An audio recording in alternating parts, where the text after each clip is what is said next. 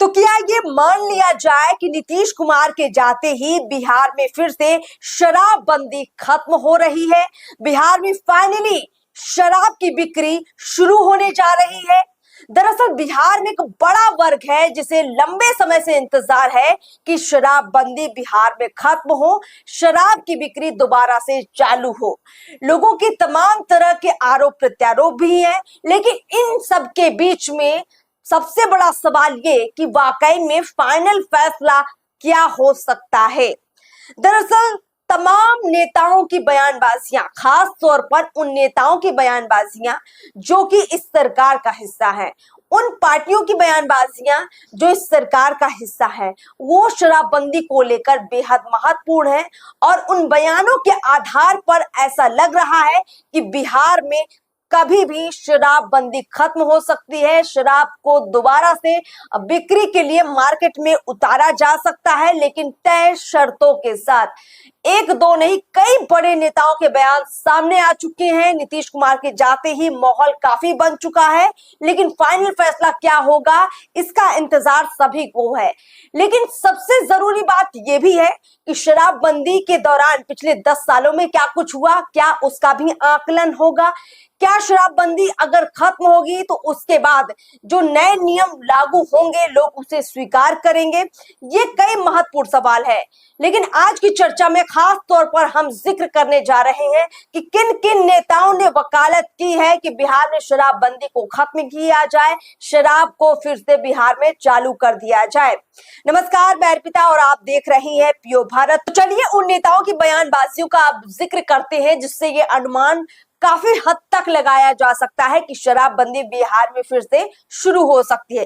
देखिए, हाल फिलहाल में 9 अप्रैल को बीजेपी विधायक पूर्व मंत्री विनय बिहारी ने भी ये कहा कि शराबबंदी का बिहार में कोई असर नहीं है। दरअसल वो कहना ये चाहते थे कि बिहार में अवैध रूप से शराब तो बिक ही रही है और मार्केट में शराब उपलब्ध है, लेकिन शराबबंदी कानून का माहौल बनाया जा रहा है। ऐसे में जरूरी है कि इस कानून की समीक्षा की जाए।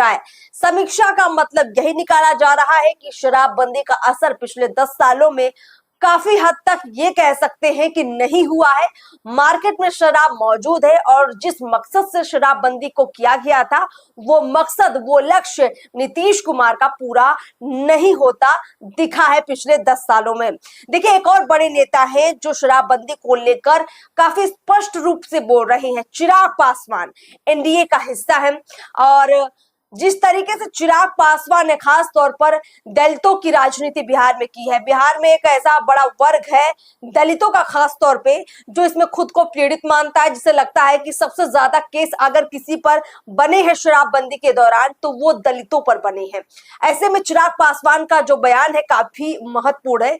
चिराग पासवान ने मोतिहारी कांड में, दरअसल मोतिहारी में जहरीली शराब पीने की वजह से कई लोगों की मौत हो गई थी, जिसके बाद चिराग पासवान ने कहा था कि इस कानून की समीक्षा होनी चाहिए और इसके पीछे जो अवैध शराब बिक्री का काला कारोबार खड़ा हुआ है उस पर सरकार को समीक्षा करनी चाहिए और इस कानून को लेकर भी सरकार को सोचना चाहिए कि अगर वो इस कानून को लेकर आई थी तो किस तरह से इसको धरातल पर लागू किया जा रहा है और इसका क्या असर समाज पर पड़ रहा है। तो कुल मिलाकर वो भी चाहते हैं कि इस कानून की जो है पड़ताल की जाए, समीक्षा की जाए। अगर ये प्रभावी नहीं दिख रहा है तो इसे खत्म भी किया जाए। देखिए, एक और महत्वपूर्ण बयान है जो कि सरकार में सहयोगी दल के विधायक का ही बयान है। उपेंद्र कुशवाहा की पार्टी आरएलएम के विधायक है माधव आनंद, उनका भी मानना है कि इस कानून की व्यापक समीक्षा होनी चाहिए। माधव आनंद का साफ तौर पर यही मानना है कि शराबबंदी का जो कानून था उस कानून ने कहीं ना कहीं बिहार के एक वर्ग को काफी ज्यादा पीड़ित बनाया है और इस कानून की वजह से जहरीली शराब का कारोबार काफी बढ़ा है, अवैध शराब का कारोबार काफी बढ़ा है और कई परिवार इससे बुरी तरीके से नष्ट हो गए हैं, बर्बाद हो गए हैं। तो ऐसे में जरूरी है कि इस कानून की समीक्षा की जाए। तो कहीं ना कहीं इनका इशारा भी है कि शराबबंदी को खत्म किया जाए और कुछ शर्तों के साथ, तय नियमों के साथ इसे लागू किया जाए।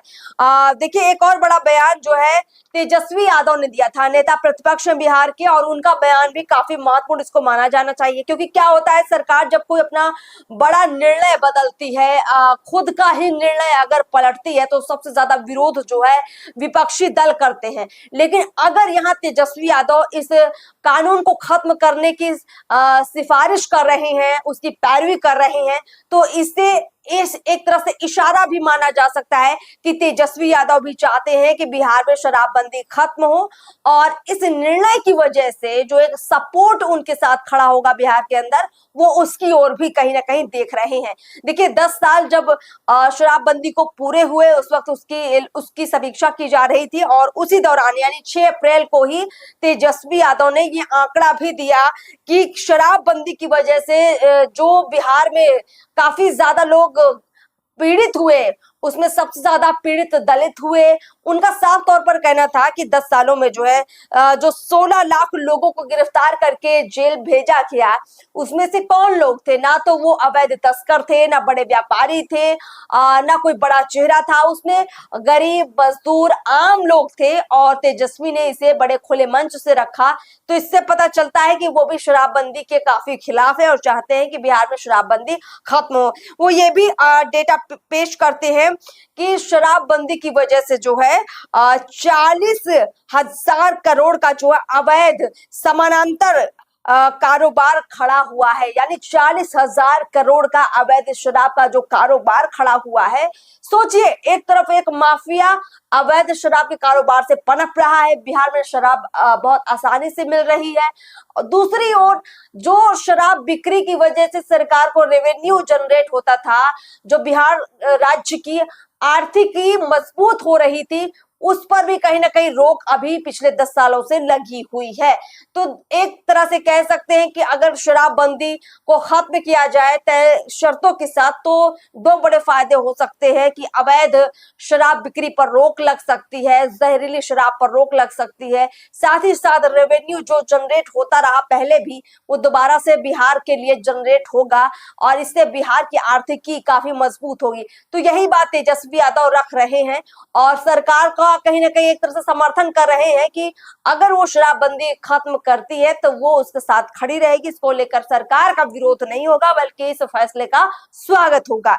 चलिए, आप एक और बड़ी बात आपको बताते हैं जो सबसे महत्वपूर्ण है।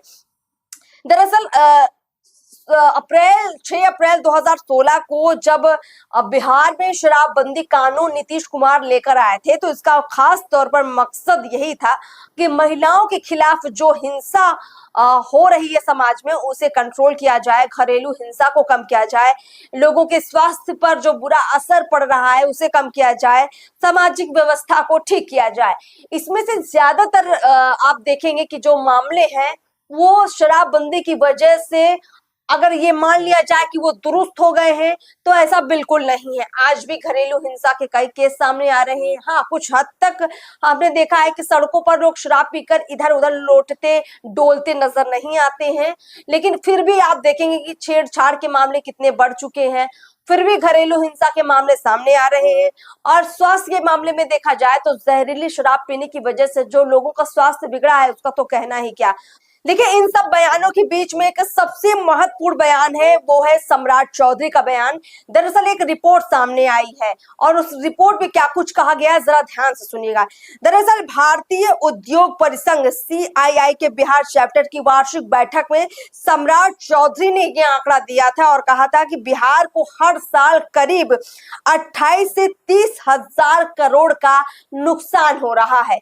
यानी कि जब सरकार के अंडर शराब की दुकानें खुलती थी, बिकती थी, तो जो उससे रेवेन्यू जनरेट होता था, और उसकी वजह से सरकार को जो बड़े स्तर पर आर्थिक रूप से मजबूती मिलती थी, रेवेन्यू मिलता था, उसका अब नुकसान हो रहा है, क्योंकि वो रेवेन्यू अब जीरो है, शून्य है, सरकार को कुछ भी नहीं मिलता है।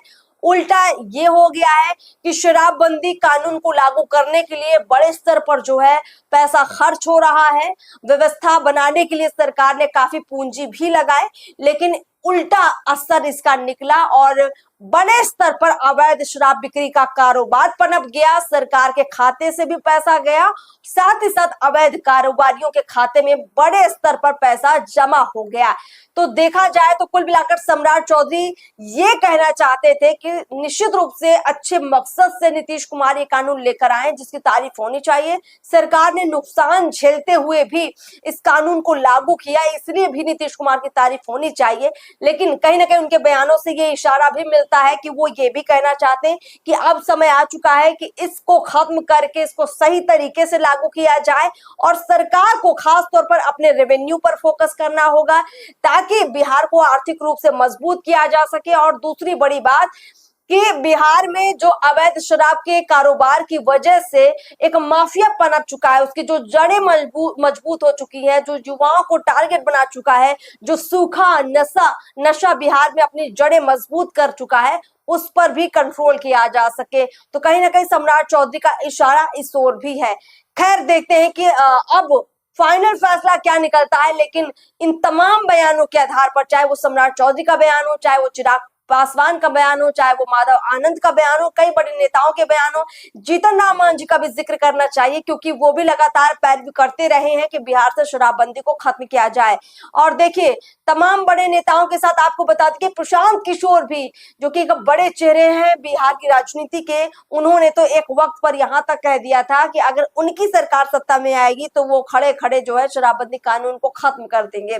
तो कुल मिलाकर अगर ये फैसला नई सरकार लेती है, नए मुख्यमंत्री लेते हैं कि वो शराबबंदी कानून को खत्म करेंगे, तो बिहार के चाहे वो विपक्ष के नेता हो, चाहे वो बिहार की एक बड़ी पब्लिक हो, सभी इसका स्वागत करेंगे क्योंकि सरकार के लोग भी और तमाम विधायक भी, तमाम बड़े नेता भी, तमाम बड़ी पार्टियां भी अब चाहती हैं कि ये कानून जो है तय शर्तों के साथ, नए नियमों के साथ लागू हो, लेकिन पूर्ण रूप से शराबबंदी बिहार में ना हो। इससे भारी नुकसान बिहार को हो रहा है।